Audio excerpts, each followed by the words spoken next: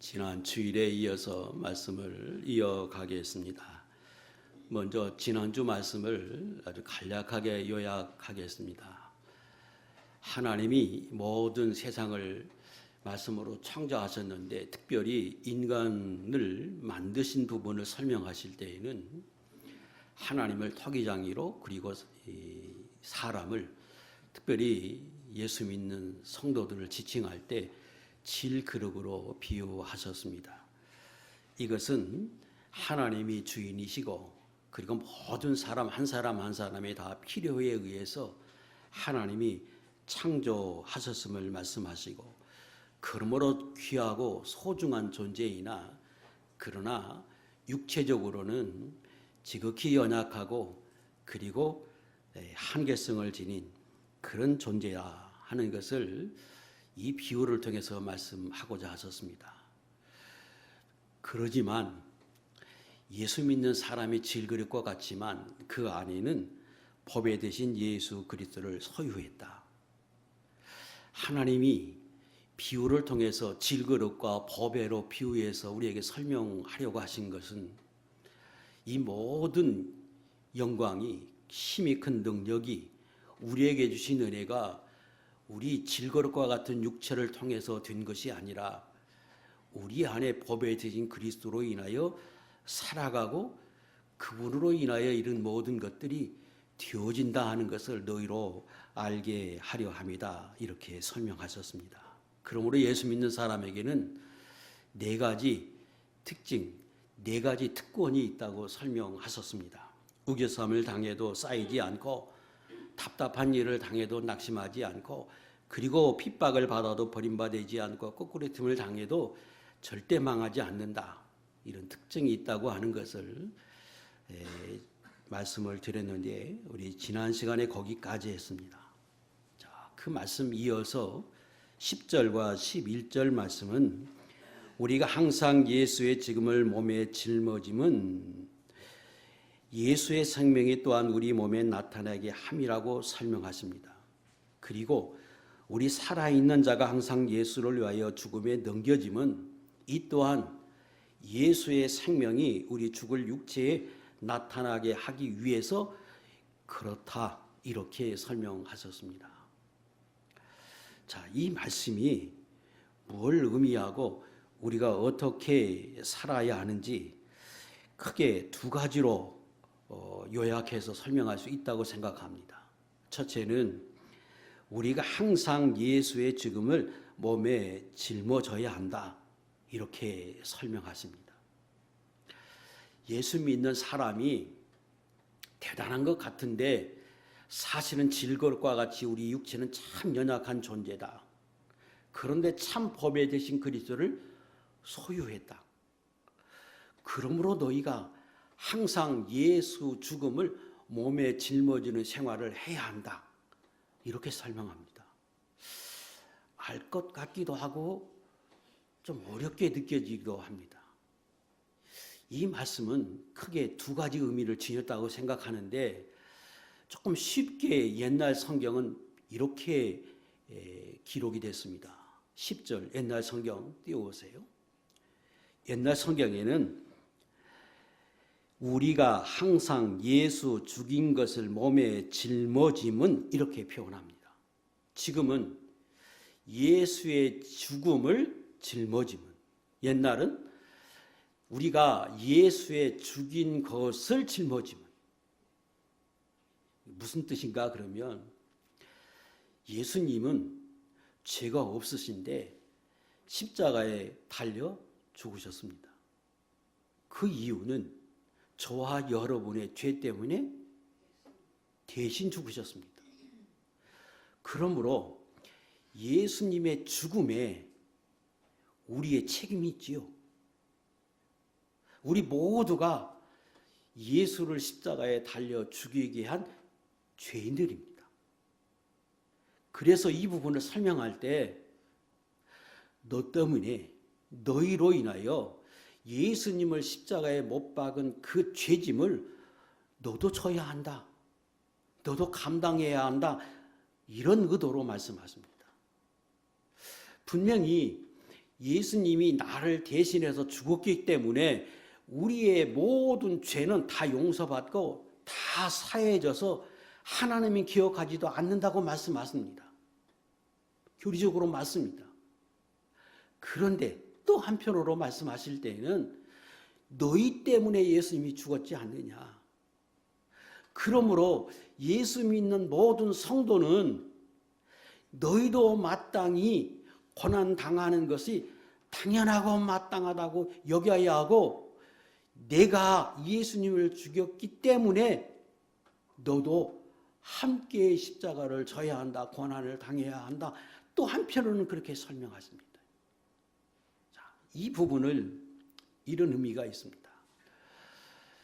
분명히 예수님으로 인해 다 용서받았습니다. 그런데 예수님이 설명할 때에는 너희가 이전에는 죄 가운데 살아서 악한 마귀의 소유물로 살았다. 그런데 내가 죽어서 나로 인하여 너희가 죄 용서받음으로 예수 그리스도를 통해서 하나님의 자녀가 된 순간부터 악한 마귀가 너희를 미워해서 너희를 핍박하고 너희를 힘들게 하고 어렵게 하고 시련 속에 몰아넣을 수 있다. 그러므로 예수 믿는 너희는, 나로 인하여 하나님의 자녀가 된 너희는 마땅히 고난이 있음을 알고 그 고난을 함께 져야 한다 하고 설명합니다. 그래서 두 가지의 의미가 같이 포함되어 있어요. 예수님으로 인하여 너희가 하나님의 자녀가 되었기에 이제는 악한 마귀로부터 핍박을 받아서 고난은 피할 수 없다. 그런데 그런 고난을 피할 수 없을 때 또 한편으로 너희가 꼭 기억해야 할 것은, 너 때문에 예수님이 죽었으니까 너희가 당하는 고난도 마땅한 것이다, 당연한 것으로 여기고 너희가 그걸 잘 참고 이겨야 한다. 이 두 가지를 같이 설명합니다.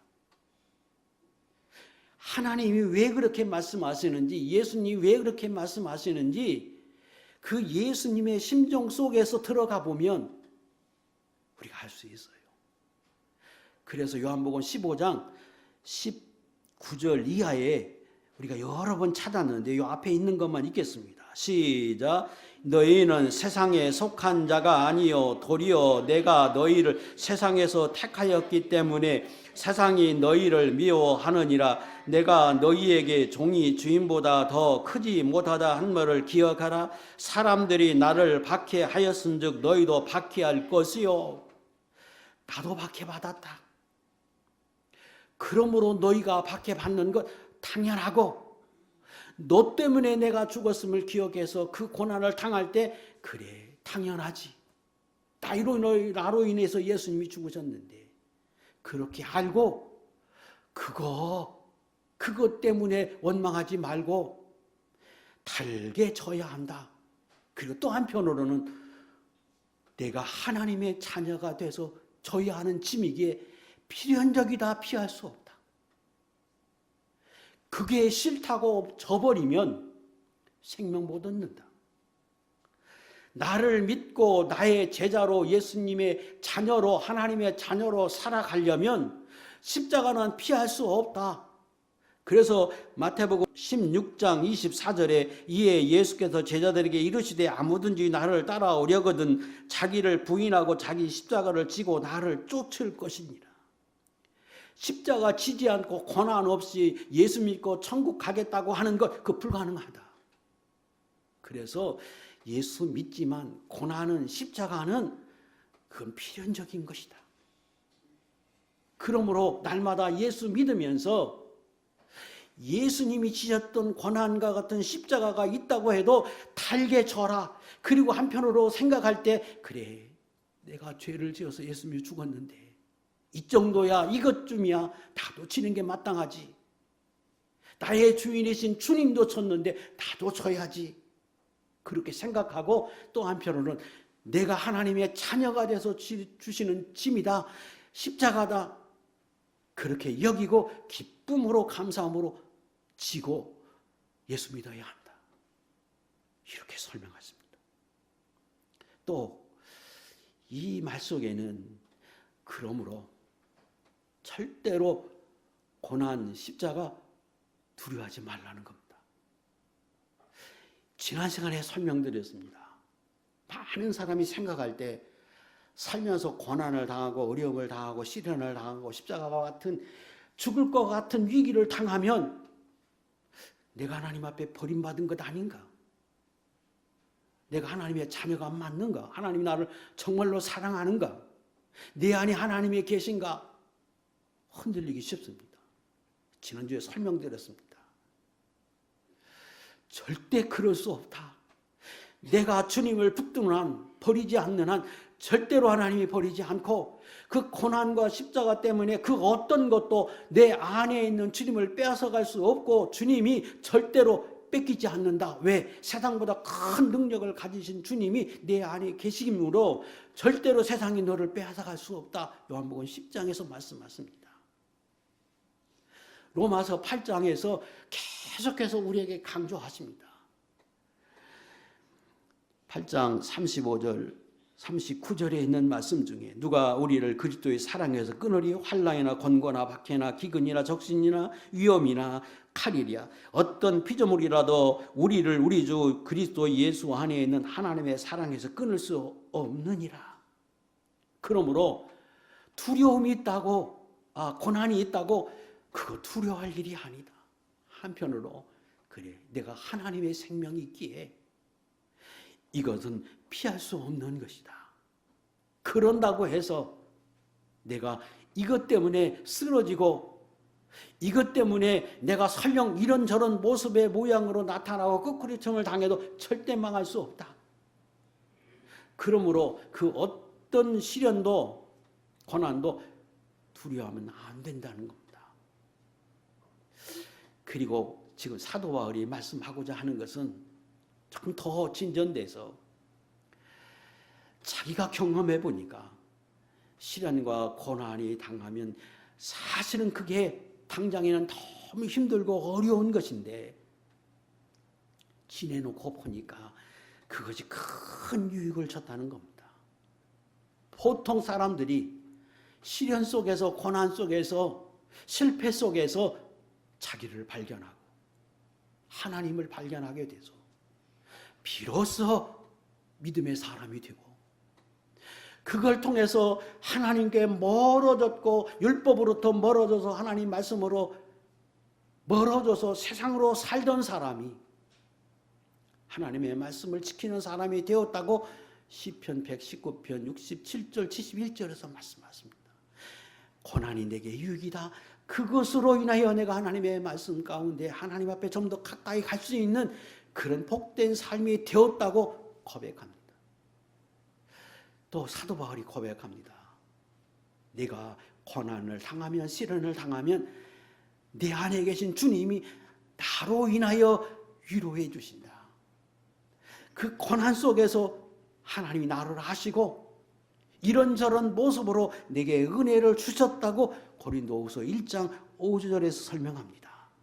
그리스도의 고난이 우리에게 넘친 것 같이 우리가 받는 위로도 그리스도로 말미암아 넘치는 도다. 사도 바울이 또 고백합니다. 내가 죽음에 넘겨진 것처럼 사형 선고를 받은 것과 같은 고난을 내가 겪었는데 그 고난 속에서 지내놓고 보니까 내가 더욱더 주님 앞에 가까이 가도록 그래서 내가 주님만 의지할 수밖에 없게 하나님 만들어서 궁극적으로 내가 승리의 사람이 되게 하셨다고 고백합니다. 그러므로 예수 믿는 사람은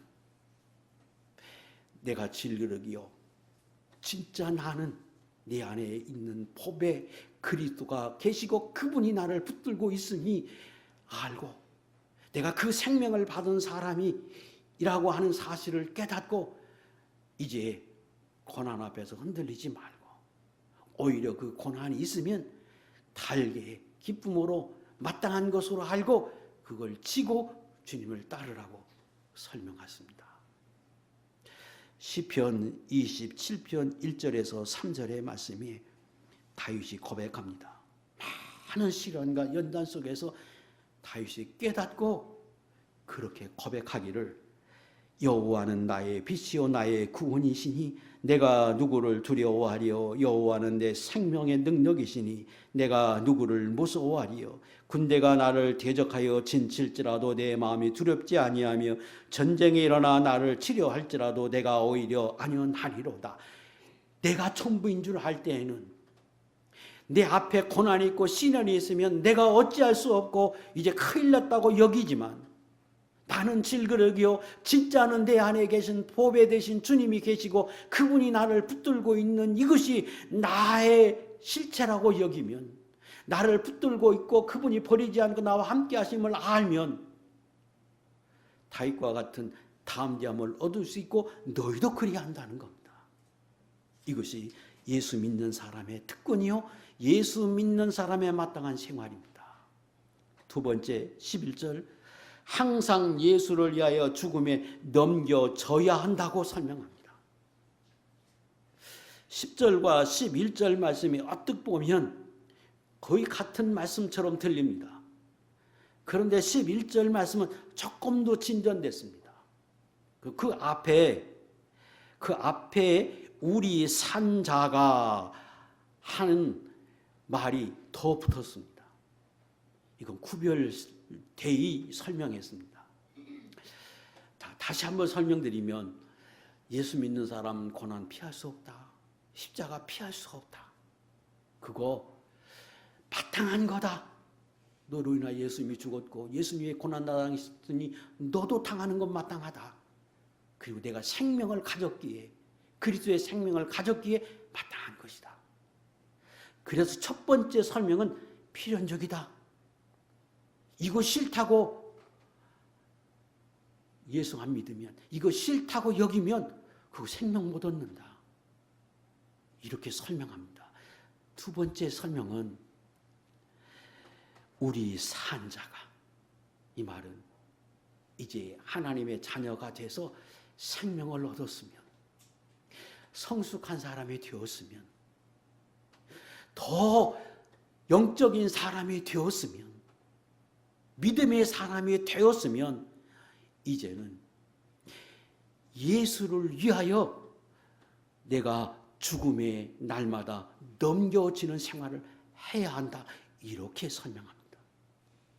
조금 다르지요? 그래서 이 두 번째 십자가는 안 져도 되는 겁니다. 안 진다고 구원이 상실되거나 구원과는 관계가 없습니다. 그런데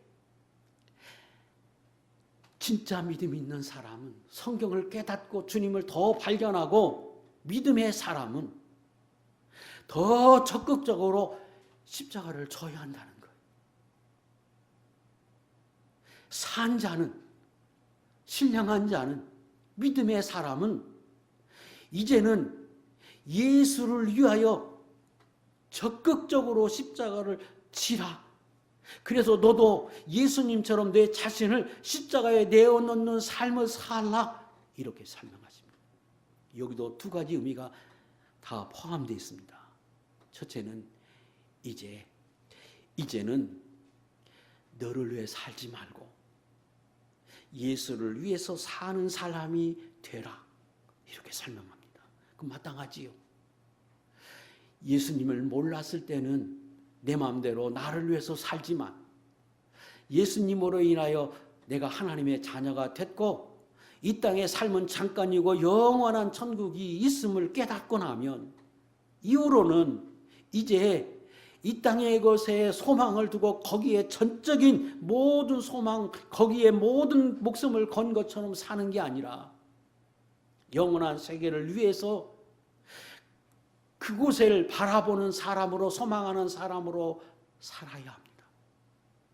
그래서 이제 나를 위해서 살기보다 하나님의 영광을 위해서, 예수 그리스도를 위해서 적극적으로 살아라. 그런데 그 삶이 고난이 다르고 십자가가 있기에 예수님처럼 너희도 적극적으로 십자가 지는 삶을 살아야 한다고 설명합니다.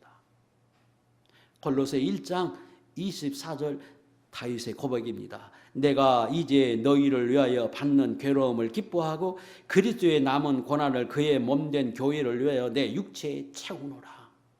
사도 바울은 그래서 적극적으로 고난을 두려워하지 않고 고난을 각오하고 예수님처럼 십자가에 지는 것, 그 지고 싶은 마음을 가지고 더 적극적으로 하나님의 나라를 위해서, 교회를 위해서 십자가 지기를 원했고 그렇게 사셨습니다. 예수님을 위해서 십자가를 지고 내 자신을 죽음에 넘겨주라고 하는 이 말은 이제 나도 교회를 위해서, 성도를 위해서, 하나님의 나라를 위해서 내가 그렇게 살아야지 하고 결심하고 실제로 그런 삶을 살라는 겁니다. 왜? 그게 영광이고 깨닫고 보니까 그것이 우리로 하여금 진정한 가치가 있음을 알고 나서 예수 믿는 사람은 그렇게 변해져 가고 실제로 그렇게 삽니다. 사도 바울도 그랬고 예수님이 이 땅에 오셔서 그렇게 사셨습니다. 예수님이 이 십자가 지시고 죽으셨는데 그 예수님이 지신 그 십자가는 전적으로 우리를 위해서 지셨습니다. 그러므로 십자가 지고 난 이후에 하나님께서 그 예수 그리스도를 지극히 높이셔서 부활케 하시고 하나님의 우편에 앉는 영광을 누리게 하셨습니다. 제자들이, 사도들이 이걸 깨닫고 이후로 적극적으로 십자가를 지기 위했고 실제로 그렇게 살았습니다. 사도행전 5장 40절 이하에 보면 그들이 복음을 증거하며 하나님 나라를 전파해서 옥에 가두고 채찍에 맞아서 그들을 놓으면서 이제는 절대로 복음을 증거하지 말라, 부활을 증거하지 말라고 그렇게 말할 때 그들은 오히려 고난 당하는 것을, 능욕받는 것을 합당한 자로 여김을 기뻐하면서 교회 앞을 떠나고 공회 앞을 떠나고 더 나가서 시간이 있는 대로 교회에서나 세상 어디서든지 그리스도를 가르치시고 인도하기를 그치지 않았다고 설명합니다. 그래서 예수 믿는 성도가 처음에 예수 믿고 난 뒤에 고난을, 십자가 예수 믿고 따르는 일이 고난이고 십자가가 있지만 다 알게 지고 기쁨으로 지고 더 나가서 깨닫고 믿음의 사람이 되고 성령의 사람이 되고 나면 이제 좀 더 적극적으로 교회를 위해서, 하나님의 나라를 위해서 나도 실제로 그렇게 살려고 해야 한다 하는 설명입니다. 또 두 번째, 그 말 속에는 이제 자기를 죽이고 나로 살지 않고 내 안에 계신 법에 대신 그리스도로 인하여 살라는 겁니다. 이전에는 내 생각에 내 뜻대로 내 힘으로 살았지요. 그러나 내 안에 법에가 되시고 그분이 진짜 능력이 있고 그분이 창조주고 그분이 나를 말씀하시고 깨닫게 하신다고 하면 이제부터는 적극적으로 그분의 인도를 따라서 그분이 주시는 힘으로 살려야 하지 않겠습니까? 그렇게 살라고 힘쓰라는 겁니다. 왜? 그것이 참 생명이고 복이고 그렇게 하기를 내 안에 계신 주님이 원하시고 실제로 인도하시기에, 실제로 능력을 주시기에 우리로 그렇게 살라는 겁니다. 내가 알지 못할 때는 내가 전부인고 내가 온전한 사람이고 내가 대단한 사람으로 알았는데 깨닫고 보니까 나는 질그릇입니다. 한없이 연약한 존재이고 뭘 할 수 있었던 것 같은데 1분 앞도 보지 못하고 머리털 하나 희귀하지 못하는 그런 보잘것없는 한계성을 지닌 사람이라고 하는 걸 깨달았어. 그런 마땅히 나로 인하여 내 생각에 근거해서 살려 하지 않고 네 안에 계신 주님으로 살려고 하는 생각을 가지고 적극적으로 그렇게 살려고 힘쓰라는 겁니다. 마땅하지요. 이것이 항상 예수를 위하여 내 자신을 줍고 내 안에 계신 예수로 인하여 살라. 너는 넘겨주고 죽으면 넘겨주고 너는 날마다 죽고 그렇게 살라는 겁니다. 그러기 위해서는 두 가지가 필요합니다. 첫째는 절대적으로 기도가 필요하지. 내 안에 계신 주님의 인도를 받으려면, 그분의 능력을 힘입으려면 기도가 필요합니다. 그래서 하나님의 능력을 이루는 데는, 하나님의 나라를 건설하는 일은, 내가 주님의 능력을 힘입어서 사는 그 일은 절대적으로 하나님의 능력이 필요한데, 그 능력은 사람의 힘으로 되지 않습니다. 그 능력은 하나님의 주신 능력으로만 가능합니다. 말로 되지 않습니다. 하나님의 주신 능으로 되는데, 성경에 설명할 때 고린도전서 4장 20절에 이렇게 설명합니다. 하나님의 나라는 말에 있지 않고 오직 능력에 있다고 설명합니다. 말로 되는 게 아니에요. 설교만 한다고 되는 게 아니에요. 처음에는 그렇게 되는 줄 알았습니다. 절대 그렇지 않아요. 내가 아무리 지식이 있어서 다 알아서 내가 모든 걸 갖추어서 내가 한다고 되느냐? 아니요.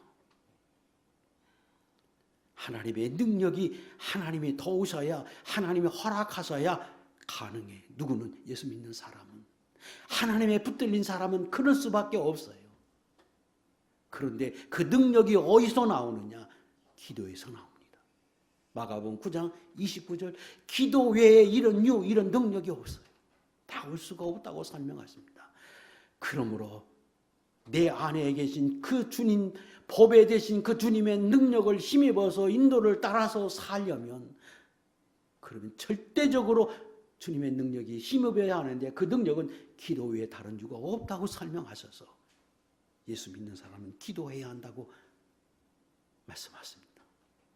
그리고 그것이 지혜이고, 나는 질그릇임을 깨닫고 내 안에 계신 주님이 보배임을 깨닫는 사람에 마땅한 삶입니다. 두 번째, 그러기 위해서는 날마다 내가 죽어야 합니다. 나를 죽여야지요.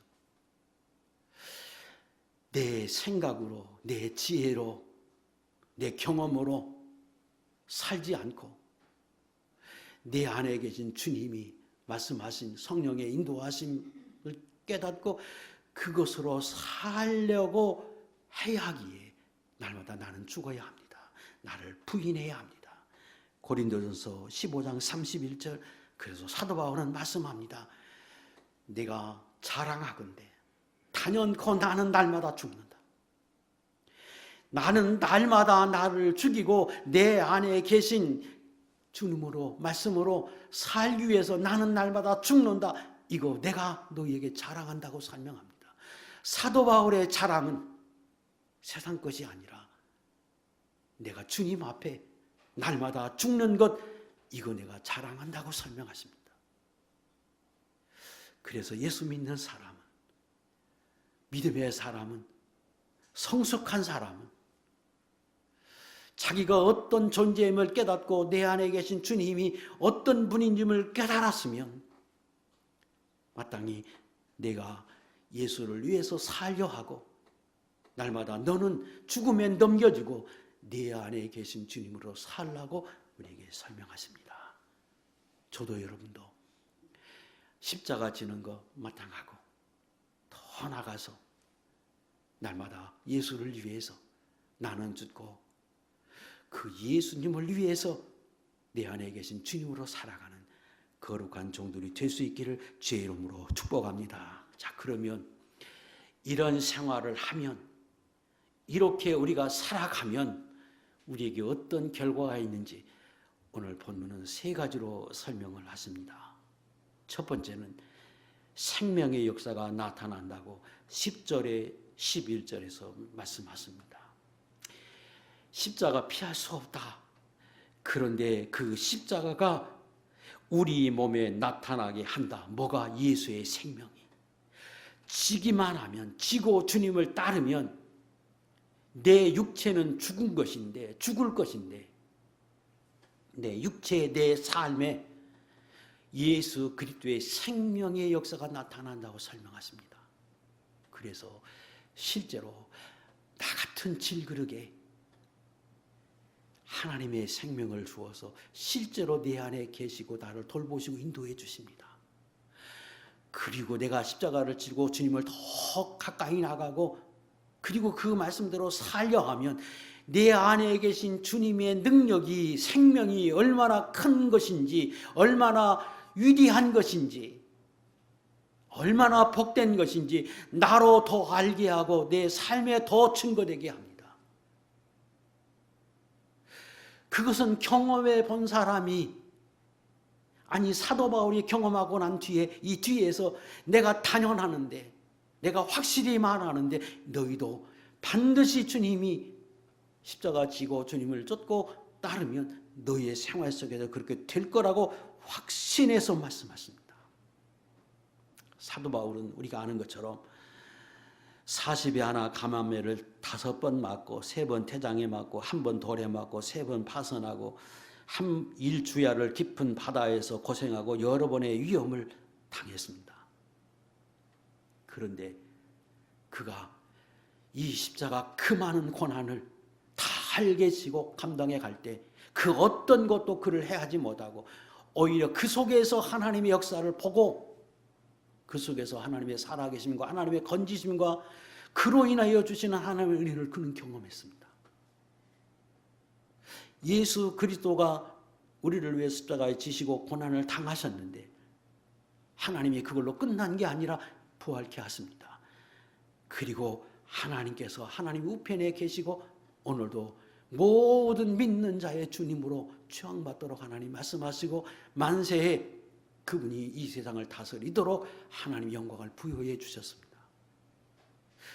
그러므로 내가 그렇게 살면, 십자가 달게 지고 그리고 주님을 위해서 살면 반드시 너에게 먼저 생명의 역사가 나타난다고 설명하십니다. 두 번째, 그거에 나만 나타나는 게 아니라 13절에 설명합니다. 그런즉 사망은 우리 안에서 역사하고 생명은 너희 안에서 역사하느니라.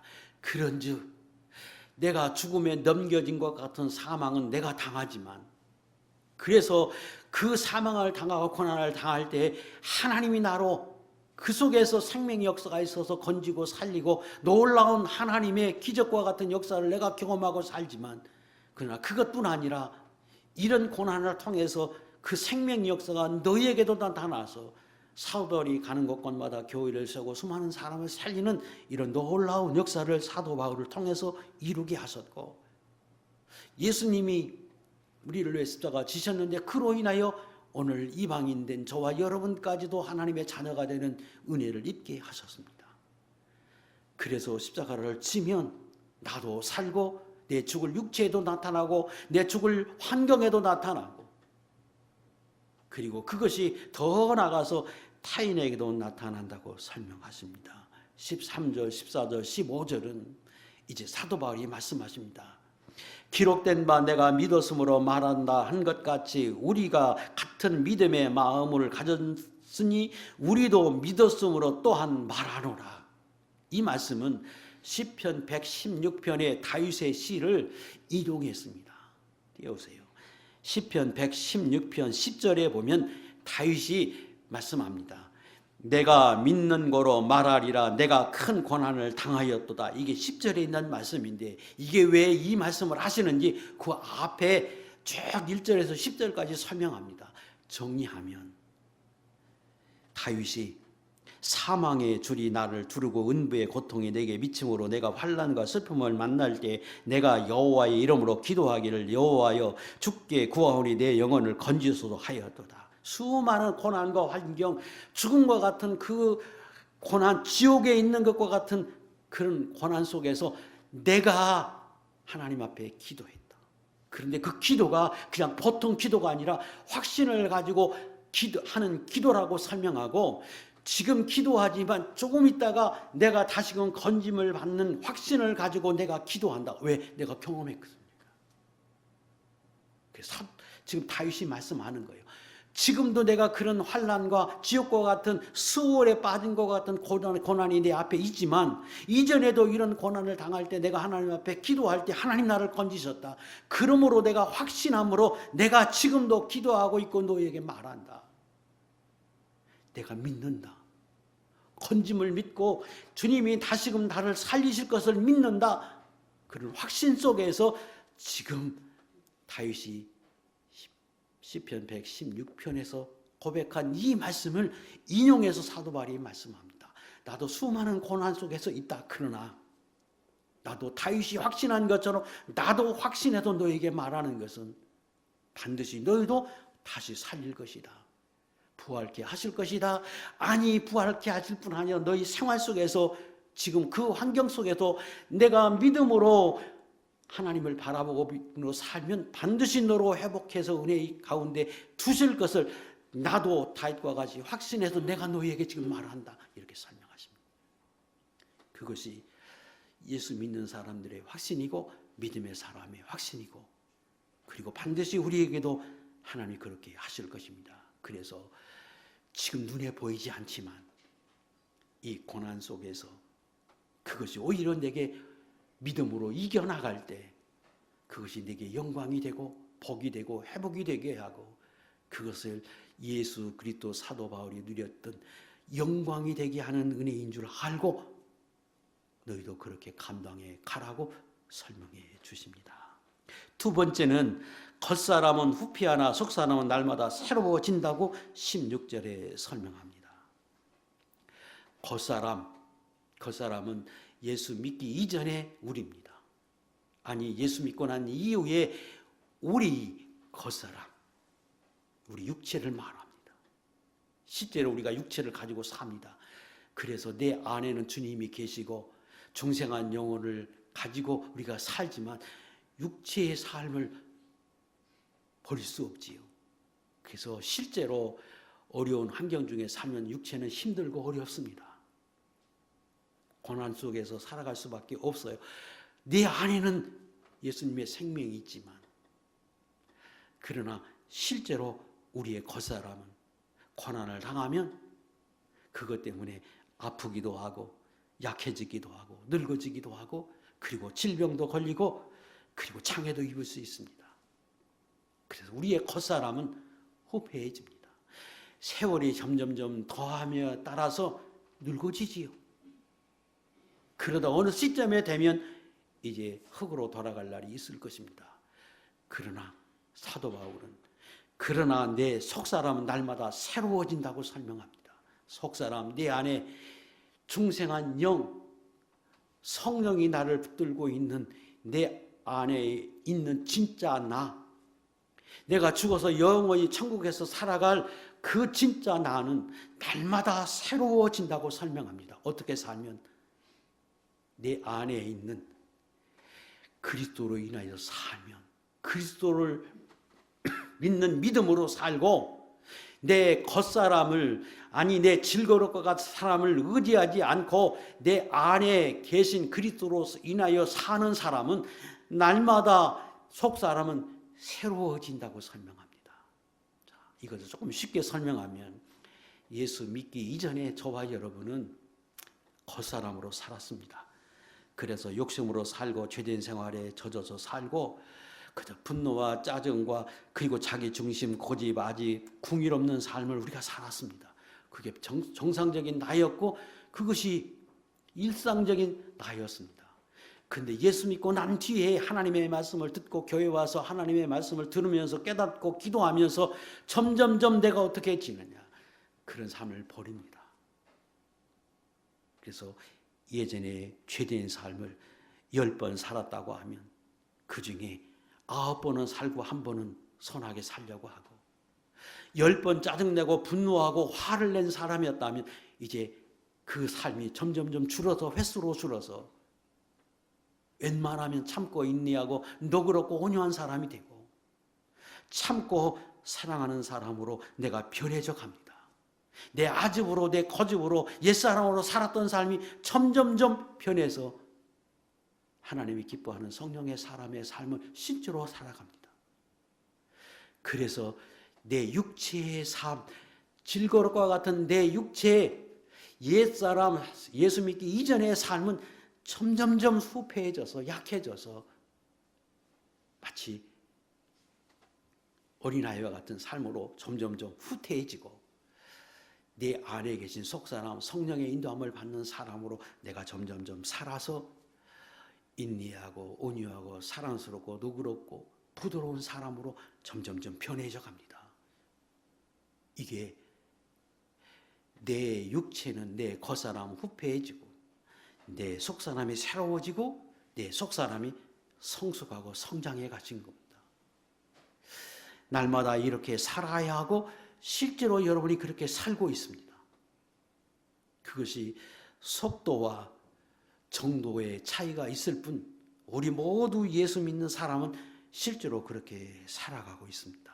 그래서 좀 더 주님 앞에 갈 날이 가까울수록 우리의 옛사람은 실제로 늙어서 약해질 뿐 아니라 실제로 우리가 육으로 살았던 삶은 더 약해져서 후패해지고 우리의 속사람은 새로워지고 그리고 더 성숙한 사람의 모습으로 살아가게 될 것입니다. 저는 여러분이 다 이런 사람이 되어서 우리가 언젠가 다 주님 앞에 설 날이 있을 텐데 그때에 저와 여러분의 속사람이 성숙한 사람으로 주 앞에 설 수 있는 귀한 종들이 될 수 있기를 주의 이름으로 축복합니다. 세 번째는 장차 지극히 크고 영원하고 중한 영광을 누리게 된다고 17절 18절에 설명합니다. 지금 이 땅에 사는 사람은 다 예수 믿지만 고난을 피할 수 없습니다. 실제로 고난 속에 우리가 살아갑니다. 그러나 예수 믿고 난 이후에 우리 안에 주님이 계심으로 때때로 기쁨도 누리고 평안도 누리고 예수 믿기 이전에 경험하지 못하는 은혜를 누리고 삽니다. 그리고 그것이 점점점 예수 믿고 난 이후에 우리의 신앙이 더 깊어질수록 훨씬 더 그 생활이 더 많아지고 깊어집니다. 이것이 지극히 크고 영원하고 중한 영광이지요. 피할 수 없지만 그러나 그 속에서도 하나님이 주신 은혜를 우리가 누리고 삽니다. 그러다가 어느 시점에 대해서 주님이 부르시면 우리는 영원한 천국에서 영원한 기쁨과 낙을 누리며 살게 될 것입니다. 그때 누리는 그 영광은 이 땅에서 당했던 그 고난과는 비교할 수 없는 아주 귀하고 소중한 것이고 그것은 영원한 것이고 중한 것이다. 이 땅의 고난은 잠시지만 우리가 받는 이 영광은 영원하고 중한 것이다. 귀한 것이다. 이렇게 설명하십니다. 고난과 환난 잠깐입니다. 이거 장차 누릴 영광과 비교하면 아주 경한 것입니다. 우리가 누려야 할 지극히 크고 영원하고 중한 미래의 영광이 있음을 알고 주어진 환경 속에서 고난이 있고 시련이 있어도 그것을 달개지고 기쁨으로 감당해 가면서 지금 내 안에 계신 주님으로 인하여 그 주님으로 기도하고 가까이 가서 지금 현재 이 땅에 사는 동안에도 평안을 누리고 기쁨을 누리고 그 분으로 인하여 위로를 받고 살아가는 여러분이 되기 원하고 그것이 점점점 깊어져서 커져서 이 땅에 있는 그 어떤 고난이 고난으로 느껴지지 않는 그런 충만한 삶을 사시다가 하나님의 때가 되면 다 주 앞에 갈 것인데 그때 우리 모두가 다 영원한 영광, 지극히 크고 중한 영광, 그 영광을 누릴 수 있기를 원합니다. 지금 있는 이거 참 귀한 것 같지만 그러나 진짜 귀한 것은 하나님의 주신 영광, 하나님의 주신 이 영적인 축복은 보이지 않는다고 설명하십니다. 그래서 보이지 않지만 우리 앞에 미래에 있을 이 영광을 바라보면서 언제나 믿음으로 살아가는 하나님의 종들이 되기를 원합니다. 로마서 8장 17절 자녀이면 또한 후사 곧 하나님의 후사요 그리스도와 함께한 후사니 우리가 그와 함께 영광을 받기 위하여 고난도 함께 받아야 될 것이니라. 생각건대 현재의 고난은 장차 우리에게 나타날 영광과 좋게 비교할 수 없다고 설명하십니다. 이 은혜, 이 영광을 바라보면서 날마다 승리하고 믿음으로 살아가는 귀한 종들이 될 수 있기를 축복합니다. 기도하겠습니다.